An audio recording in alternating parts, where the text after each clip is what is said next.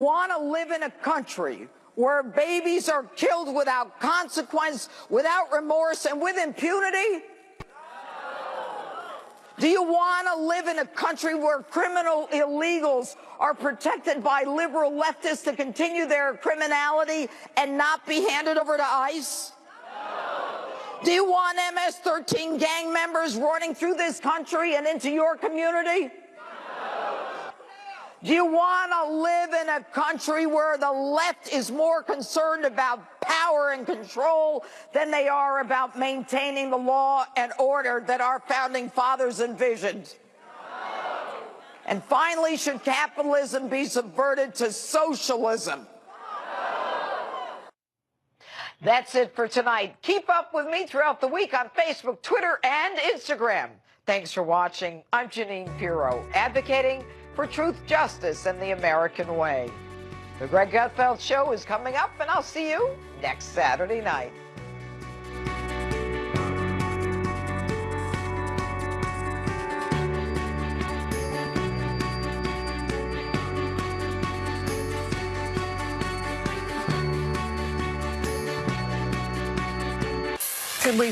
We had Abraham Lincoln, Barack Obama, and now we have a thug in the White House.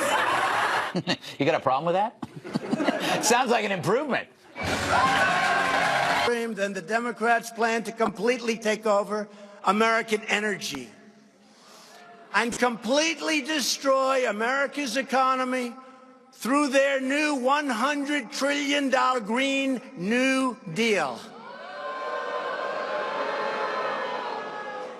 Under the Green New Deal, which somebody described as a high school term paper written by a poor student. President Trump rips into AOC's Green New Deal during CPAC today, even mockingly saying it's really something the Dems should promote. We'll ask my political panel tonight what they think. Conservative columnist Stephanie Hamill joins me along with Democrat strategist Jonathan Harris. Now, we all know who he was talking about. He was talking about AOC. Now, I got to ask you this. AOC, she now is the person that everybody's talking. The President of the United States is talking about her. So, Jordan, she comes out with a list. She calls it her list where she threatens to put moderate Dems on a list, and she threatens to primary them. I have two questions. Does she think she's in charge, or is Pelosi in charge, and is there going to be a struggle there? And the second thing is, the reason she said it is because some Democrats joined Republicans on a bill that required gun retailers to report when illegals tried to buy a gun. Is that a terrible thing to do? Well, okay, so she said, she's actually come out, she tweeted and said, she didn't say that she was making a list. What she said was that they were going to put themselves on a list by their votes. That they were okay. That progressives, but they were saying that progressives and Republicans would make a list in terms of when elections came around of the Democrats that broke off. So that's what she said she was saying. But there is a question about who, I think from the right, who's leading the party. But Pelosi and AOC have actually been working really well together, which is new, because they were shading each other hardcore at one point. A lot of shade. Very much. She was holding a protest in her office. Pelosi said that the Green New Deal was a green dream. So they're finally working together. Yeah, but you know what, Stephanie? I mean, what do you think? Are they coming together, Pelosi and AOC? Pelosi doesn't really have a choice. AOC is stealing the spotlight. And so Democrats are in this weird situation where if they go against what she's saying, then they're villainized by the media and all of her base that goes after them. Remember, she has the loud minority on her side right now. And like you mentioned, this was a threat to the Democrats. And she does think she's the boss. She's in charge. She said it herself. And I don't have a problem with political parties sticking together, right, to move forward in legislation. You're not always going to get what you want. But what she was attacking moderate Democrats over was the amendment. It was a common sense amendment where it was going after gun retailers, asking them to report illegal immigrants who are buying guns. It is illegal for illegal immigrants to attempt to purchase a firearm. That is not unreasonable. 10 years ago, Democrats would have supported that. Well, the thing is, I think, first of all, too, it's they're making a little bit more out of this. I think the right is making a bit more out of this than the question that I'm asking you is, you agree that illegals should be reported if they try to buy a gun? Of course. Good. There's no Okay, question. let's move on. Now, the one thing that I really like about AOC is her cow thing. The cow emissions. And if you watch my show, you know what I'm talking about. She then adds to it and she says that the cow's flatulence have an impact on climate change. So she says, I'm not going to force everyone to go vegan, but we have to address factory farming, and maybe we shouldn't be eating hamburgers for breakfast, lunch, and dinner.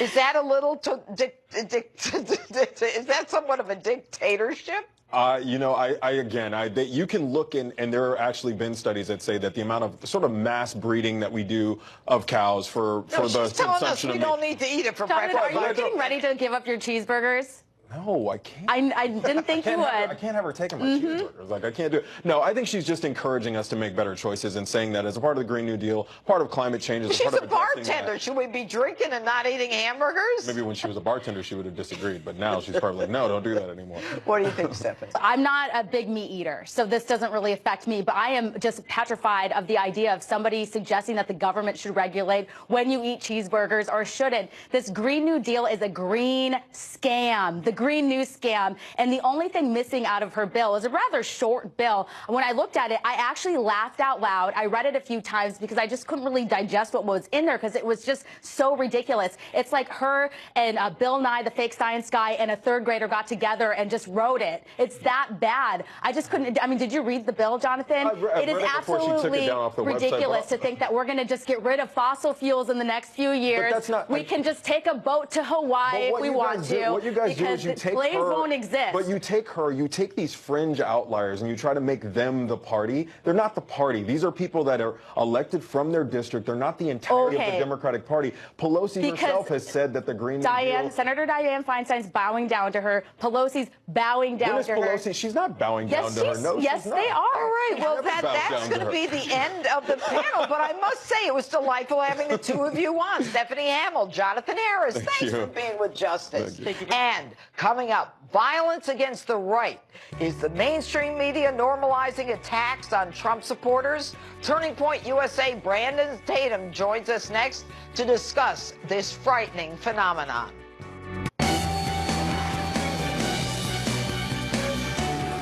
Welcome back to Justice, live in D.C. Take a look at this conservative volunteer being beaten by a thug on UC Berkeley's campus.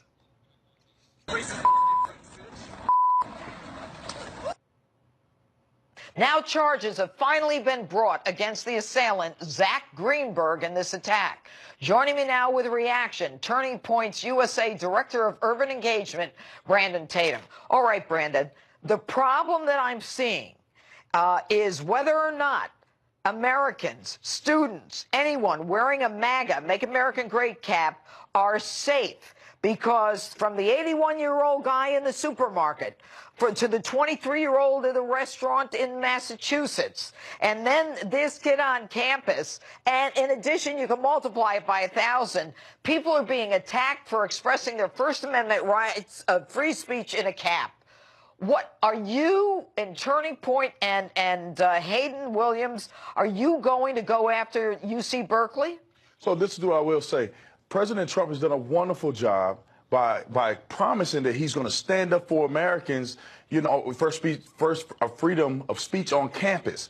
And Turning Point has been on the front lines, boots on the ground, fighting for these students year in and year out, for them to have the freedom to speak their mind and have access to the American dream. And these things are what we prioritize, and we're going to continue to fight for students, especially on that campus. You know what bothers me? As you look at that video, no one on that campus helped Hayden, the victim here. There are people who saw it, and the problem with UC Berkeley is that if a kid in a MAGA hat attacked a student, they'd have SWAT teams, helicopters, the college would be on lockdown, and this kid would have been arrested in a minute.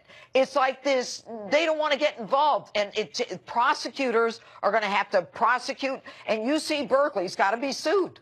Right, I agree. And I think that this is a great example of how the left is being deranged on campus. We can see it with our own eyes. This is not a fairy tale. This young man got punched in the face for no reason. And because of this, I think it's just shined a light on it, and we're going to be able to have a leg to stand on when it comes to defending these young people on campus. It's a shame that people didn't step in and intervene, but I don't blame them, because you don't want to get in the middle of certain things and get yourself knocked out over something you had no involvement in. Right. But I do believe that they should take a stronger stance on campus, and they should take it seriously. And this kid, if he was a student on campus, he should be expelled indefinitely. Yeah, he worked at UC Berkeley. He worked there. Why did it take him 8 days to figure out who he was? His face was as clear as day. And then an 81-year-old guy in a supermarket, he gets decked by wearing a hat in New Jersey. And then my favorite is this woman named Rosie, who attacks a kid wearing a MAGA hat in a restaurant in Falmouth, and she overstayed her visa. Now she's facing deportation. Karma's a tough one, ain't she?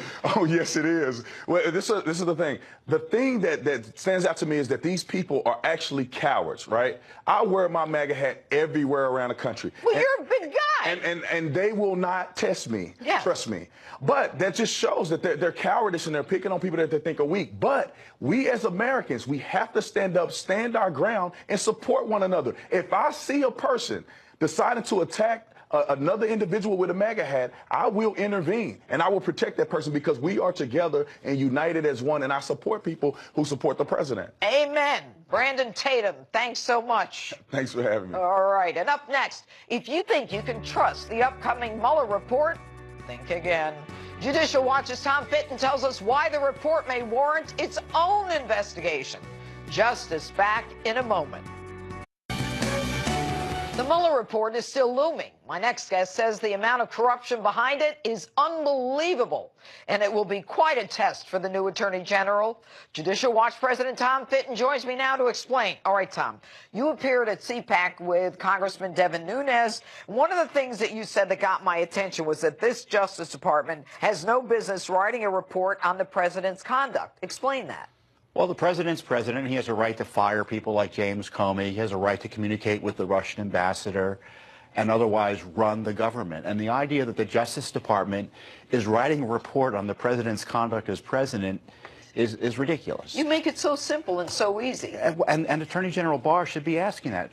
We understand, Mr. Mueller, that you've indicted all these people or prosecuted them. That's on the public record. Right. But your opinion about the president's conduct as president, it's about as worthy as anyone else's opinion, and the Justice Department isn't paying you to give us another dossier on President Trump. We already have one corrupt dossier, and the idea that his activist attorneys working for him, Mr. Mueller, most of whom are anti-Trumpers, will be writing some dossier on President Trump is something that needs to be rejected. And who are you referring to?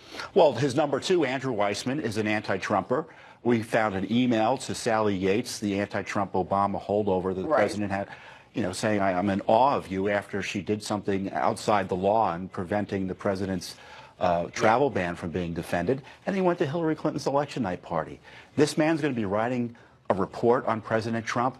No, thank you. All right. Let's talk about, there's still so many documents from this investigation that we haven't seen. Where are the efforts now by Judicial Watch to get that stuff out? And are we going to get any information from Congress? And, what do we need to see that we aren't seeing? Well, Congress has asked, like Devin Nunes has asked for certain material to be declassified from his investigation, including witness testimony. They've been sitting on that over at the deep state. The FISA warrant application still hasn't been fully declassified. Isn't that up to the president? It is up to the president, ultimately. Why do you think he's holding back on that? Because the deep staters who pretend to be on his side come in and say you can't intervene here. Why? On behalf of transparency. Because it's about protecting the Mueller operation.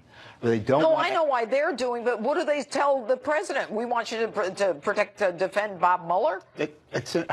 Yeah, that's exactly. My guess is they come in and say, if you release this information, it's going to make it seem like you're interfering in the investigation. All right. But it's important, but we're still getting the documents out despite the obstruction.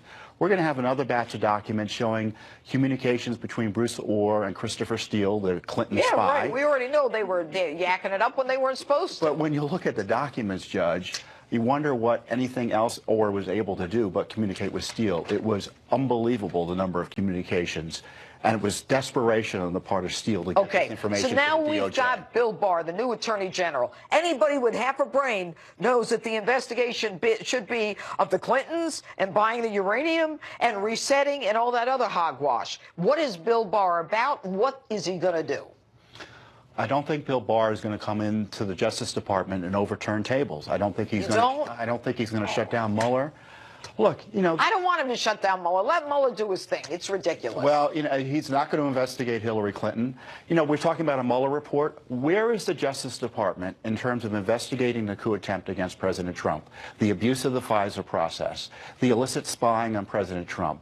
And right now, Mueller is still being allowed to go around and abuse process, the rule of law, so you don't to think target Barr's people who are affiliated with President Trump. I hear Barr's a straight shooter. He may be a straight shooter, but you have to be. I think the president's going to have to intervene to get this justice done here. All right, Tom Fitton, thanks so much. And more from my CPAC speech next.